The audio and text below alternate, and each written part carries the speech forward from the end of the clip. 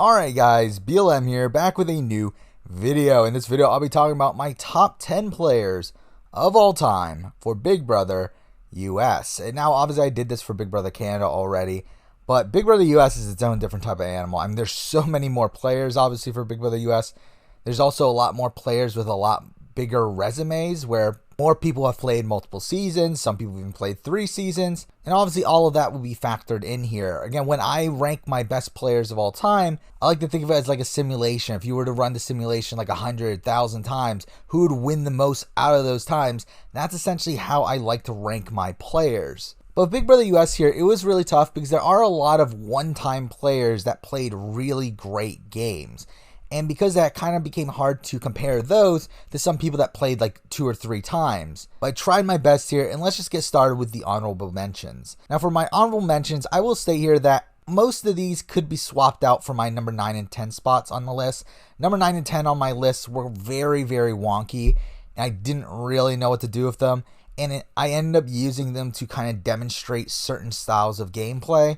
So really, any of these people in the honorable mentions here could fit into that mold. But for now, the ones that didn't make the list for me, there were a couple non-winners. I didn't put on Jason Guy. Jason Guy is someone that I have a lot of confidence in his game ability from a social aspect. The question for him is more so how much of it was Danielle. And because of that, I decided to just leave him off the list. Obviously, Janelle is someone that people mention all the time. I do find Janelle to be a very overrated player, though. She very likely doesn't win either of her seasons that she made it to the end, even if she got to the final 2. I mean, in Big Brother 6, she probably loses to Yvette or Maggie due to the friendship having more numbers at the end. And in Big Brother 7, she loses against Mike Boogie and she loses against Will. And also the fact that she had to win out both of those times. Again, I just don't consider her that great of a player, but I understand why a lot of people really like her. And then there were a lot of winners here that were in consideration that didn't end up making it on the list. Again, you could swap them out and I wouldn't be that upset. These were very, very close for me. But the winners that didn't make the cut, I didn't put Boogie. Boogie, I think, is someone that's just so high variance. Again, he's played 3 times, pre-jury twice.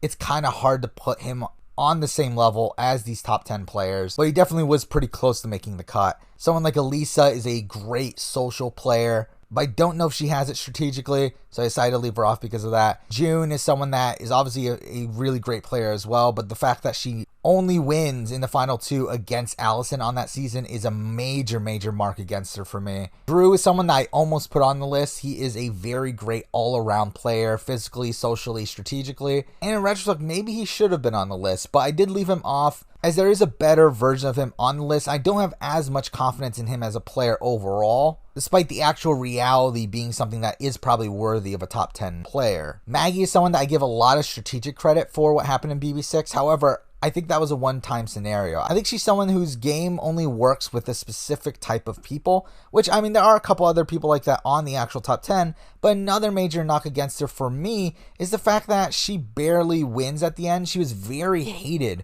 by the opposition. I feel like that's something that isn't really a quality I would like to have in a top 10 player. For me, I just feel like she's so high variance, even though, again, there's no proof of that, but that's just the way I look at her game. So for me, I left her off the list. Adam is someone I considered. Again, I think Adam is someone that is a very underrated player. I think he's someone that if he were to come back and play Big Brother again, I think he could do very well again. But again, not as much confidence in him in the grand scheme of things, left him off the list. Nicole is someone I considered. I think Nicole's another very underrated player. I think on the season that she won, she was really great strategically. But I do think she lacks self-confidence and also can come off as kind of snaky. For me, she didn't really quite make the top 10. Steve is another one that I feel like is an all-around decent player if he can get his footing. I think that's the main thing, though, is I think on half the seasons he doesn't. And I think he's a very early boot on half the seasons that he plays. And because of that, again, couldn't make the top 10. And a last consideration here, I know people don't like him, but it's Jackson. I think Jackson is someone that, again, is another great all-around player, physically, socially, strategically. The reason he's not as high on the list is that I do feel like he has some social missteps. I do think he's someone that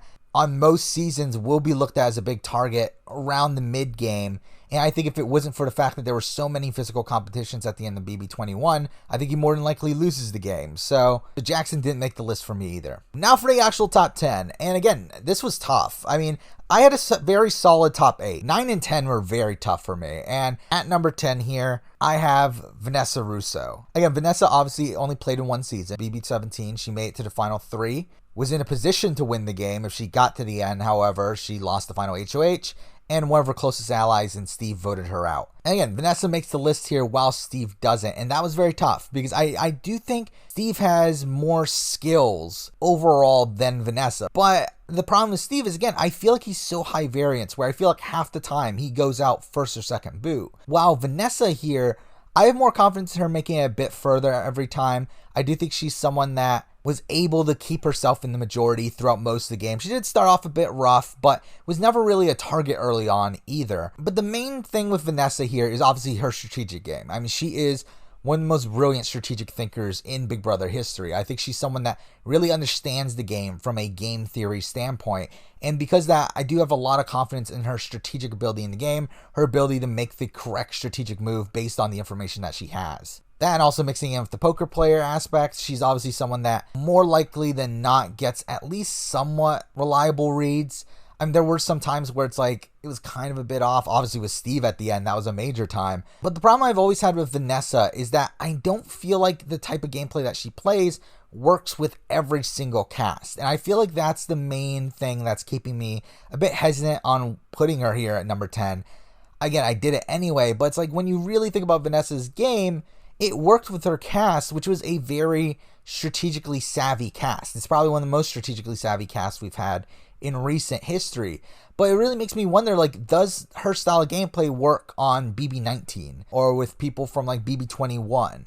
These like lesser players, which you would think that, oh, these people are dumber, so that means that Vanessa's going to manipulate them more. But I think Vanessa's game really relies on people knowing their best interests, because that's what Vanessa's so good at, is figuring out other people's best interests and then catering towards that. I feel like that's why it works so well in BB17, because she had strategically savvy people like a Johnny Mac and Austin and Steve, and to be honest, even James or Meg or Becky on that season. I feel like those people were all savvy enough to vibe with Vanessa's style of gameplay.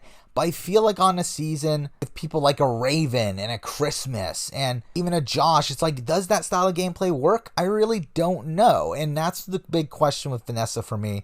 But again, she is a master at the strategic game. Vanessa was also very good at competitions. I mean, she was someone that won a multitude of HOHs, so I do have confidence in her overall as a player, so I still thought she was worthy of being here at number 10. Now we're at number 9. It's kind of a weird one. I didn't really know what to do with him here, as he showed so much potential on his season, but he wasn't able to play his own game. And that's obviously Eric Stein from Big Brother 8. And Eric is someone that, again, like, he masterfully dominated Big Brother 8. However, he wasn't able to play his own game. I mean, he was forced to do the bidding of America as America's player. But I also feel like because of that also makes him even more impressive of a player. I mean, if we're looking back at his game, I mean, the only reason he becomes targeted in week 5 by Dick and Danielle is because America forced him to cause these hinky votes that made Dick and Danielle very cautious of him. If it wasn't for that, he would have been able to stick with the majority and not be targeted probably until way later on. The fact that he's one of the only people to ever survive a true backdoor in the history of Big Brother is very, very impressive. I mean, it's only him and Nicole, I believe. And Vanessa survived a pseudo backdoor. She did play in the veto. But even Nicole, like, did it accidentally. Like, she didn't even know she was being safe. Eric here actively did it. He actively got the numbers to save him. And I do think that is impressive on its own. Again, a great demonstration of his social ability. And he pretty much ran that alliance. He was the center figure of that alliance and was someone that was very well poised to dominate the game if America didn't make him save Dick and Danielle. And that's the major thing, is that because America made him save Dick and Danielle, he had to get rid of Dustin, essentially breaking up that alliance that he was in full control of, and build a new alliance with Dick and Danielle, who obviously didn't fully trust him. And we're obviously going to flip on him coming later into the game. But even despite that, he could have still made it out pretty cleanly at the final 7, where he won the veto, could have used the veto and got rid of either Dick or Danielle. But again, America wouldn't let him do it. I mean, mind you, really, production wouldn't let him do it because they didn't have the time to actually send out a vote for America to choose. So that really screws him over as well during the double eviction veto. I think probably the biggest mark against him is that he wasn't able to convince Zach to keep him around, which would have been in the better interest of Zach at that point. But the game ability that he displayed throughout the season, being a master of the social game, having a strong strategic game despite him not actually being able to use it due to him being America's player. Like, I do have a lot of confidence in Eric Stein as a player. And I will admit, part of the reason why he's even on this list is because the fact that he wasn't able to fully show his gameplay at all, because I do think that leaves up a little bit of mystery and probably makes me think of him as a better player than what he actually is. As if he were to return to Big Brother at this point, I don't know how well he would do, but based on what we've seen of him, I do have every confidence in his ability from that game to be able to do the same thing in a future game, but we'll probably never see it, so it doesn't really matter. But now we're on to the top 8, and as I said, the top 8 here are more solidified. But for spots 6 through 8 here, there was a bit of jumbling around, and at number 8 here, I did land on putting Danielle Reyes, which Danielle Reyes is actually the top female on my list here. There's only actually 2 out of the 10, and that was kind of a weird thing to realize when making this list, was just how few of the best Big Brother players of all time are women. That there aren't really that many. Obviously, Danielle and Vanessa made my list, but again, they're pretty low on the list. Then my honorable mentions, the only ones that I really consider were people like Nicole and maybe Elisa, maybe a June, but it's like, again, those people have massive flaws in their games, and even Danielle obviously has a massive flaw in her game in the sense that she made it to the end and couldn't win a jury vote. And to be honest, if we were only going off of Big Brother 3, I don't think she makes the list. I think really Jason showed that he was a better player in Big Brother 3 by the fact that he would win a jury vote over Danielle and was more liked by the rest of the cast. However, Danielle is still a very good player. I think she's someone that's very good socially, very good strategically, someone that very good at building bonds on Big Brother 3. I think the problem is that she had to destroy those bonds to get to the end and wasn't able to keep her likability with that jury that someone like a Jason was able to. I mean, even if there was a jury house, which again, this is Big Brother 3, so this is before the sequestered jury. I mean, obviously Danielle was actually the reason why they do sequester a jury now. I don't think Danielle wins. I mean, if we look at the exit interviews, I do think Danielle gets votes. I think she definitely gets more votes than what she got. Obviously, she ends up losing in a 9-1 vote, which is ridiculous. I think she does get the votes of like an Amy, possibly a Gary, possibly a Josh. I do think she gets votes, but I don't think she wins. And I think a lot of that has to do with her hatred of Roddy. I feel like Roddy was very anti-Danielle even before he got to see the clips. And I feel like that alone would have cost her the game, especially against Elisa. So I don't think Danielle wins the game, even with the sequestered jury there. Mind you, if she's up against Amy, I do think she probably wins in a sequestered jury. So that's something. But again, I just felt like Danielle didn't really have a solid chance of winning the game, especially with the way she was thinking about the game, where she wanted to take Jason to the end. That was her goal, where she always loses against Jason. I don't know why a player of her caliber would really want to do that. Again, that's the tough part about putting her in the top 10, is that, again, she actively tried to get to a final 2 situation that she loses, and I think she knew that she lost. But that being said, I do think Danielle's All-Stars game is very impressive as well, where she comes in with a massive target on her back, but is still able to build relationships with people like James and Chilltown and build the alliance that's able to carry her towards the end game. Obviously, she gets outsmarted there by Dr. Will and Boogie. But in that season, I do think she was poised to get to the end and win the game. I think if she gets to the end that season, she wins against pretty much anybody but Dr. Will, I feel like. I do have a lot of confidence in Danielle Reyes as a player. However, I do think that she's also someone that can play a bit too hard. Obviously, we saw that with All-Stars, where she did play a bit too hard at the beginning there, openly targeting the Season 6 Alliance, which caused her and Allison to go on the block initially. That's not great. But she is an extremely savvy player, someone that I do think would do well on most seasons that she's in. Someone that's willing to make cutthroat strategic moves. Again, obviously the innovator of a secret alliance, building that secret alliance with Jason that was able to dominate that season. Again, I do have fault with her actually wanting to go to the end with Jason, but overall I do think she is a fantastic player, but just one of some massive faults that do leave her here at number 8. Now at number 7, it was another tough one here because it's a player I have so much confidence in. I think this person does well every single time he plays, and I think he wins most seasons that he plays. And if this person had been a winner, this person would be number 2 or 3, like very, very high on the list. But because this person lost, he's here at number 7, and that's Tyler. Again, Tyler is a person that I think is a great all-around player again. Again, great physically, socially, and strategically. He's someone that won a lot of competitions. He won a good chunk of HOHs and vetoes. He's someone that had bonds with every single person in the game and was able to manipulate those bonds to get people to take him further. A big example of that, someone like a Bailey. Someone that should have targeted him when she was HOH, but because of his perceived relationship with Caitlyn, who just went home, he was able to really play up this sad, like, puppy sort of figure, and because of that, Bailey wanted to keep him in there, and I feel like that is something that's very impressive. Obviously, he was part of the level 6 alliance that did end up dominating the game, and while he didn't initially create that alliance, he was able to take control of that alliance. He was the one making the strategic moves for that alliance from week 1, obviously where he tricks Caitlyn into taking out Steve. That was a great move. He then later tricks Caitlyn into getting rid of Swaggy C. That's a great move. He then orchestrates the Winston blindside, where he's one of the major figures in agreeing to keep Brett there. He obviously loses control at the week that Caitlyn goes home, but we get to the Rachel blindside, which again is a lot of Tyler's idea, where he's able to get Angela to turn against her best friend. He probably had the best pre-jury of any player in the history of Big Brother.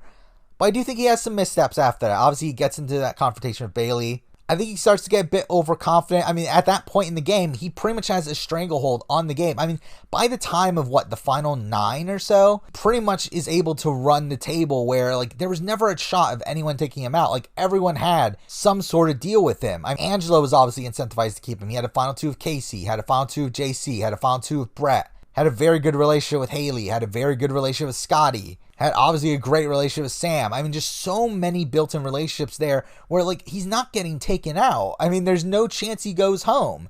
And really, at that point, there was no chance he's not in the final 2. It's just a matter of who he's up there against. And the fact that he actively strived for Casey is obviously a major downside of him. Obviously, Casey is someone that does end up beating him. And even before that, Tyler acknowledged that he didn't know who would win in that final 2. And I do think, considering that he had other options that would have been a more easy win, namely him and Angela, I think that is a massive downside on his game, that he wasn't willing to make the cutthroat move that he really needed to in getting rid of Casey, as that would have really opened up the path for him to take an easy win against Angela. He didn't do it, and I do think that's a massive downside against him, probably the biggest downside against his game. But even then, even in the final 2, he was able to get votes. I mean, he lost by 1 vote. He came into that with 3 votes. He was able to convince Haley to switch her vote, and I think if he was given more time to talk at that final questioning, I do think he wins the game. I do think Haley would have been able to convince, like, Fessy to flip his vote, or even someone like a Bailey was talking about how she was thinking about swapping her vote at that point. Again, I do think Tyler came very close to winning. I think if he'd just given like 2 or 3 more minutes to talk to the jury, I think he wins that season. But he wasn't given that time, and he did lose the season. I do think obviously that's not great, and that is the way Big Brother is now, where they aren't given time to talk to the jury, which is really dumb, but it is the way it is. Again, I would have loved to put Tyler higher because I do have very little downsides for Tyler. I mean, outside of him picking Casey to go to the final 2, I really have no other downsides. And even then, like, Casey won out anyway, so there's nothing he could really do about it. So again, I have a lot of confidence in Tyler. So he lands here at number 7. Now at number 6, it was another tough one. Obviously, this is a very controversial figure in terms of Big Brother, but I just don't know how you don't have him in the top 10 players of all time, and that's Paul. I mean, Paul is someone that was able to make it to the end 2 seasons in a row and lose by 1 jury vote both of those times. I think that alone is a very impressive feat, especially considering the rest of the field, where we've only had 1 other player make it to the final 2 twice. And I think he's a great all-around player. Again, great physically. He's won a lot of comps. He's great socially, where he's able to make really strong bonds with people like Victor and Paulie and Christmas and Josh and Raven and all these other people. Like, he's able to make really good bonds. Strategically, he is very good as well. I mean, he was able to strategically dominate all of Big Brother 19. But he has some massive flaws, and that's the problem, is that his massive flaws really caused him to win both of his times. Now, I've never looked at Paul's BB18 game as that impressive. I mean, he is someone that needed to win comps to get through certain rounds. He's someone that came off as very abrasive and very condescending at certain points to people like Michelle and Natalie. I mean, he was someone that had a lot of potential in BB18, but I don't feel like he ever realized it until BB19, where again, he strategically dominates the game the entire way forward. But the massive problem for Paul is his jury management. He has some of the worst jury management I've ever seen in BB19. And a lot of that comes from his lack of care for the game, I feel like he didn't really care enough to really research why he lost BB18. And then he just repeats his mistakes for BB19 and does even worse, where in BB19, for some reason, he just lies to everyone in his goodbye messages where he talks about how, oh, I didn't know what was going on. It's like, why are you doing that? Especially to Jason. I feel like Jason's the biggest example of this. I mean, Jason and also Alex, like, he actively makes them bitter against him, and that's obviously not good. I mean, Cody, I don't think there was anything he could really do with that. Cody was just anti-Paul from the very beginning, but he had people like Elena and Mark and Jason and Alex who were on his side at points, but for them to become very bitter against him by the time the jury votes is obviously a major knock against him, especially when he's against Josh, someone that no one thought was going to win this season. No one actually thought Josh played a good game. Like, none of the people that voted for Josh were thinking that Josh had played the better game. It was more so an anti-Paul vote. And again, that's a major knock against Paul. However, again, I just have so much confidence in him being able to make it very far into the game on any given season. And he's so naturally gifted at the game. Again, he's someone that did no research for Big Brother. He knew nothing about Big Brother coming into it. And for him to make it to the final two both of those times is very, very impressive. And I think it just shows how much of a natural Big Brother player he is.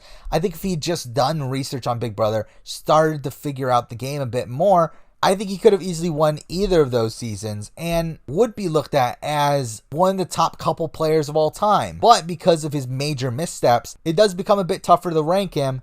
But again, he made it to the end twice, almost won both times. That's very hard to ignore. He ranks here at number 6. Now at number 5, and I think some people will definitely not agree with this decision. A lot of people will have this person at number 1 or number 2. I've always talked about how I don't find his game nearly as impressive as a lot of other people. And at number 5, I have Dr. Will. And this is the thing about Dr. Will, is I feel like Dr. Will is a masterful social manipulator, has a very strong strategic mind for the game, but my major knock against him is that I don't feel like he cares about the game. Again, given any random season, I don't have that much confidence in Will to actually play as hard as he possibly can. I don't have the confidence in Will to actually try to win every time. If we're looking at Big Brother All-Stars, he was even trying to win Big Brother All-Stars. He was trying to get Boogie the win in Big Brother All-Stars. And again, I do find his Big Brother All-Stars game very impressive, much more impressive than his BB2 game. I've already talked about his BB2 game in the past where, again, he was never really in the driver's seat the entire way through. I think he gets very lucked out by not having a veto on that season, where more times than not, he was the secondary target and would have been voted out if his opposition had won the veto and taken themselves off. Like, I think Will would have been the boot multiple times during that season. And in the final 4, if there was a veto at the final 4 and Hardy and Nicole had won that, he gets voted out there as well. Again, he was very, very benefited by the lack of a veto in BB2. And also, I just think he treats people poorly in that season, where I feel like a lot of the reason why he does get a lot of respect from the jury by the end of the game is because they were able to watch his season on TV at home. Like, there was no sequestered jury. I feel like if there was a sequestered jury, I do feel like he has a lot tougher road winning that season. Though I do think against Nicole, he probably wins anyway. I don't think it really matters. But given any random opponent, I do think he has a tougher road there. But in BB7, again, I do find his BB7 game very impressive. I mean, the way he was able to maneuver that mid-game there, where he had alliances with Janelle, with Erica, with James and Danielle, and was able to maneuver around all of those and get the right people out at the right times. First getting rid of their allies and people like Marcellus, Kaser, and Howie, and then taking shots at the bigger threats there in James and Danielle. But obviously his major misstep there is I do think he gets overconfident. I mean, again, Mike and Boogie make the most boneheaded mistake there at the Final 4, where they promise deals to both Janelle and Erica, to the point where once Erica has her back against the wall, obviously she's going to go talk to Janelle and tell her about these deals and obviously make Janelle mistrust him, causing him to get voted out. It's such a boneheaded mistake, a really dumb mistake, something that a truly great player of Big Brother wouldn't make. Like, it really blows my mind that a player this great at Big Brother makes a mistake that dumb. But that being said, he was still someone that would have won the season if he got to the end. He was someone that was very well respected by the jury. Could have been a 2-time winner if he didn't make that mistake. So at least that's something.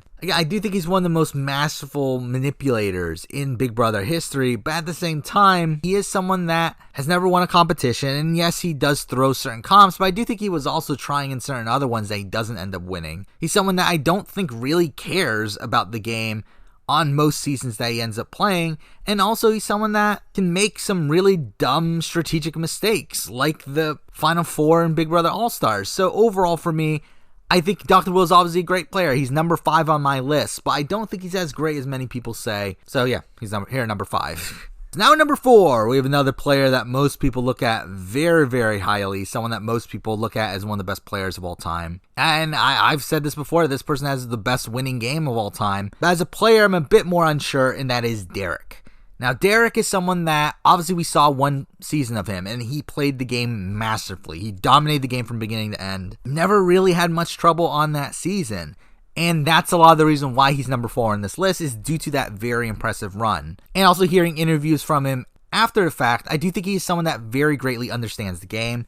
I do like the way he talks about the game. However, that was obviously just one season. I mean, if he were to return, I don't know how well he would do. I mean, obviously he would have a massive target on his back, so that's obviously not really going to really factor into my thoughts of him as a player. But even if he were given just a different group, like if his group was the BB17 group, does his game work as well? I don't really think so. I think his group is very playable to having a player like Derrick take control of the game. And I think on a season like BB17, like, is Austin really going to be following around Derrick? Is Vanessa really going to be following around Derrick? I don't think so. So I do think he gets very lucky with the type of cast he was given. Though I will say that I do think Big Brother's casting has leaned more so towards the type of cast that Derrick would be good at controlling. Obviously, Big Brother 21, I think, had a cast that Derrick would have been very good at controlling. Same thing with like a BB19. So, I mean, I would consider Derrick a high variance player. I mean, I would consider Derrick very similar to a Boston Rob. I think Boston Rob from Survivor, same thing. Very high variance player. Very good player if he's able to execute his game plan. But if that game plan doesn't work, where does he go from there? We don't have that with Derrick, obviously. We haven't seen him play again. We haven't really seen him play from the bottom. And while that is obviously a major boost for him as a winner, again, on my winner rankings, that's fantastic.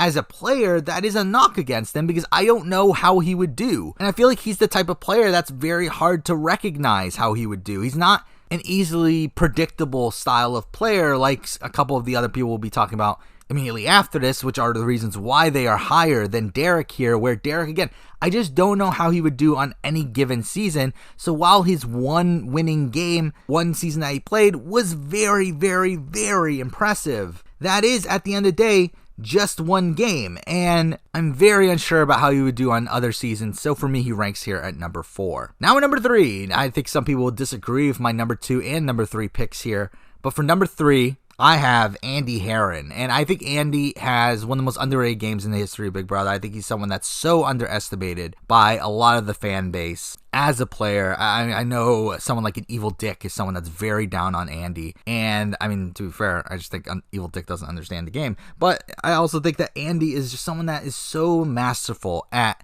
both the social and strategic aspects of the game. He's so good at building bonds with every single person on his cast. There's not a single person on that cast that didn't like Andy. From a strategic standpoint, he knew his optimal move at every single point and executed it every single time. Even from a physical standpoint, he did win some comps at pivotal points in the season, despite never really needing to win a comp. I think Andy, for me, is, again, one of the best all-around players of Big Brother. I mean, I think he's someone that I have so much confidence in on any given season of the show, to be able to get within that majority, build bonds with all the people in the house, and then make the right moves at the right time to get to the end. For me, there's no real downsides here. I just straight up think Andy is one of the best players we've ever seen on the show. The only reason he's at number 3 here instead of number 2 is because I do think that there is a chance that he can come off as a bit of a rat. Obviously he was known outside the show as a rat, but he was never actually caught within the season. I do think if there is a season where he does get caught, that's not great. I mean,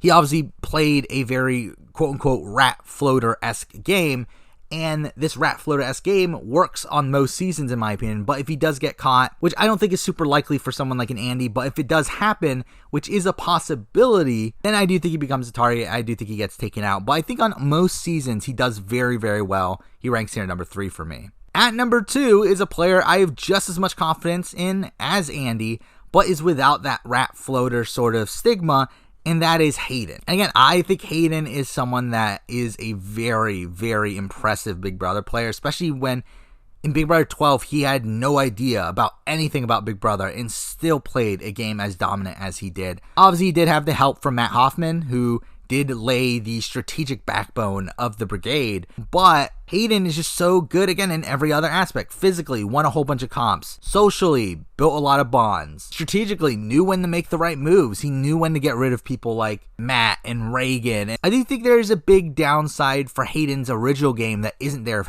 Andy's, though, where Hayden does barely win. He does win in a 4-3 vote. Mind you, both Brent and Rachel, who did vote against him, have said since then that they do regret their votes and they would have voted for Hayden now. But still, I mean, in that circumstance, he did almost lose that season. Not really. I mean, his 4 votes were pretty much locked. So, I mean, he doesn't really almost lose that season, but he did come 1 vote away from losing the season, which isn't a great spot to be in. But I, again, have so much confidence in him as a player. He's someone that is a very good player from the very top. And also, I feel like he's the type of player that would do very well on the bottom. I mean, obviously, we saw that on Survivor. He was obviously on Blood vs. Water and played very well from the bottom, where he was able to make moves that kept him in. And obviously, he eventually got taken out. But that was due to some bad luck on his part as well. But yeah, I just think on any given season, he is the type of archetype that will always get within the majority. And even if he doesn't end up sticking with the majority towards the end game, I think he's someone that can win out and get to the end anyway and still win a jury vote. Yeah, I think he's a better version of Drew, who was someone I talked about earlier that could have made the list. A better version of Jackson. He is the best of these like sort of young jock sort of players. And Hayden is just someone that I think will always do well on a season Big Brother. So for me, he lands here at number 2. Now at number 1, the best player in the history of Big Brother, for me, should be very, very obvious. I mean, if you don't know who it is at this point, especially considering I've already talked about Derrick and Will, I mean, what are you doing? It's obviously Dan. For me, it's not even really close. I mean, Dan is someone that we've seen 2 seasons of him, and he played so impressively both times. I mean, he was on the bottom at the beginning of Big Brother 10 due to kind of picking the wrong allies, but he was able to recover from that very well. Knew what he was doing to build this perception of him as a weak player, but then was able to come out of that around the time of the jury. Played a very impressive strategic game from that point on. Again, he was someone that won comps. He was someone that was very good socially with a lot of the people in that end game, and even those that he wasn't good with, people like an Ollie, people like a Jerry, people like a Michelle. He was able to win them over, and he won the season with the unanimous vote. Again, very impressive. He was very good strategically. Again, I think on that season, he was a master at jury management. The way he was able to manage that jury is just textbook. I mean, it really is. It's incredible how he was able to make Memphis take the fall for a lot of the actions that they would do together, which in turn got him the vote of some of his closer allies in Rennie and Keisha, while also gathering the respect of people that were on the opposition like April, Ollie, and Michelle. Just his gameplay at the Final 4 round, where he gets Memphis to take out Keisha, I think is one of the best displays of jury management in the history of Big Brother. But we go from that season where he wins to the season where he loses, but he still gets to the very end, which in itself is very impressive. Obviously, he does come in as a coach, does have a couple weeks of quote-unquote safety,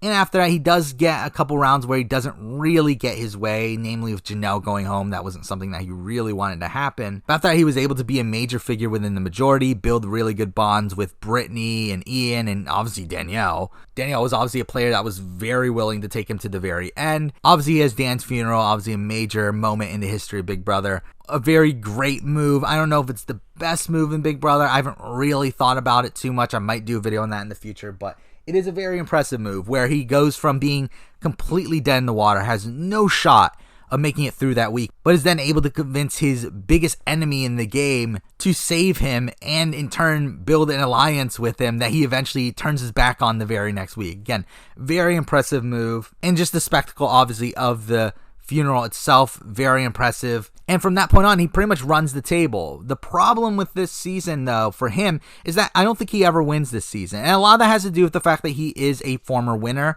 and also a former player just in general. I do think because of that, there was a stigma against him to where I don't think he can win the season against really anybody. And also just like luck wasn't in his favor on this season. Outside of Dan's funeral, he just gets unlucky time after time after time where he wants to get rid of Ian. Ian wins out pretty much. He wants to get rid of Shane. Shane wins the veto at the Final 5 that really ends up screwing him over, forcing him to get rid of Jen. It's really just not a good spot for him. If he had gotten to the Final 3 with him, Jen, and Danielle, I do think there is a sliver of a chance that he can win that jury vote against Jen. But he just gets so unlucky time after time after time on this season, even at the beginning, even when Boogie was still there, he was getting blamed for all these things that Ian was doing in the game, which again is just like really bad luck at a whole bunch of situations during the season. But he is the player that I do have the most confidence in. He has shown that he is very good when playing from the top. He is very good when playing from the bottom. He's someone that always knows his best optimal strategic move. He's someone that can create very big strategic moves to get him out of sticky situations. He's someone that's very good at building bonds that will get him to the end, like his bonds of like Keisha and Memphis from season 10, and then obviously in season 14 his bonds of Ian and Danielle. Then also obviously he has the best track record in the history of Big Brother up to this point. Obviously 1 win, 1 losing finalist. I mean, the only other person that's made it to the final 2 twice is obviously Paul, and Paul is Paul. So yeah, I mean, again, I have a lot of confidence in Dan as a player. For me, it's not even close to anyone else. He's very clearly, to me, the best player in Big Brother history up to this point. So there we go. That is my top 10 players of all time for Big Brother US. This was a hard list to make, I'll be honest. I mean, again, Dan was clearly number 1, but so many other positions were just jumbling around. And again, I wouldn't be upset if you take issue with like my number 9 and number 10 spots. You take issue with the placements of like my number 6, 7, or 8 spots. Like, again, I don't really have a solidified list. I had to make a decision for this video. All these positions were very, very tough for me. But that's it for Big Brother US, but I will be continuing on this top 10 players of all time series, where next up is International Survivor. I am debating over whether to split that up or not, whether to do Survivor South Africa and Australian Survivor rankings, or just doing a general International Survivor season where obviously including New Zealand and UK. I don't know as of right now, but those videos will be made eventually anyway. Even if I do decide to do International Survivor first, I will probably end up doing a South Africa and Australia one later on anyway. But then after that's the big one. After that's Survivor US, which we'll see how that goes. I'm very worried about how that'll go considering how this Big Brother one went. But for now, that is the video. That is the Big Brother US top 10 players of all time for me. Thank you for watching.